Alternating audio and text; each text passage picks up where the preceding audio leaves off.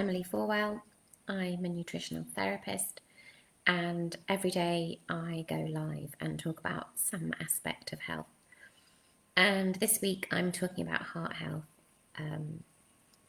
prompted by a question from somebody in response to one of my posts last week. Yes, I'm hoping to dispel some myths about heart health and what we should and shouldn't be eating. And yesterday I talked about inflammation and how that was driven by sugar and fast releasing carbohydrates. So one of the most important things you can do in terms of improving your diet is to reduce the amount of sugar that you're eating and reduce the amount of starchy carbs you consume. So that's things made from white flour, white rice, bread. Yes, anything that releases its energy really quickly will exacerbate and cause inflammation. And today I wanted to talk about other foods that cause inflammation in the body, and then tell you about the anti-inflammatory foods you should be eating more of.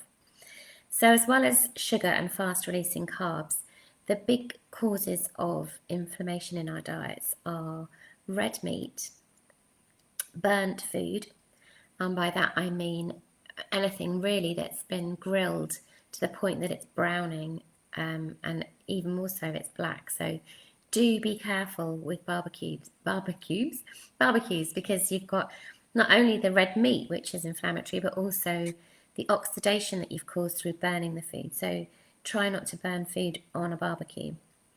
Other things that are considered to be inflammatory are dairy products and caffeine and alcohol. So I'm not saying completely exclude these from your diet, but just have a look at your diet and assess whether you're over-reliant on these types of foods and what kind of changes you can make to reduce those foods. And then what can you eat more of? So some foods are incredibly anti-inflammatory, so we need to raise those in our diet whilst decreasing the inflammatory foods. So things that are particularly anti-inflammatory are oily fish. If you've watched me for a while, you'll know about my mnemonic.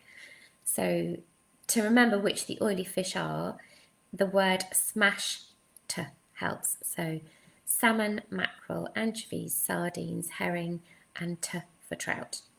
These are foods that are naturally high in omega-3, which is an anti-inflammatory fat. Other things that you could add more of into your diet would be other good fats. So the fats found in nuts and seeds. All nuts are anti-inflammatory apart from peanuts. So make sure you're having a handful of nuts or seeds every day. All seeds are anti-inflammatory. Did I say avocados? If I didn't, I meant to say avocados. Olive oil is incredibly anti-inflammatory when used cold, so put that liberally on your food. Fermented foods are anti-inflammatory, so things like sauerkraut, kefir, kombucha, fermented soya products.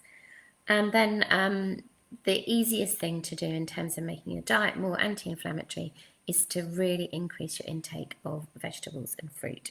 But I'm going to talk more about that tomorrow in relation to heart health, because not only are they anti-inflammatory, but they also have loads of other benefits for keeping our hearts healthy. So I hope that's been useful.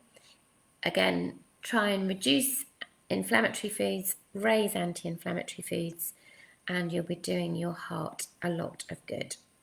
So if you found that useful, please share it, and do come back tomorrow when I'll be talking about the importance of fruit and vegetables in your diet for lowering cholesterol and supporting heart health. Okay, thanks for listening. Bye.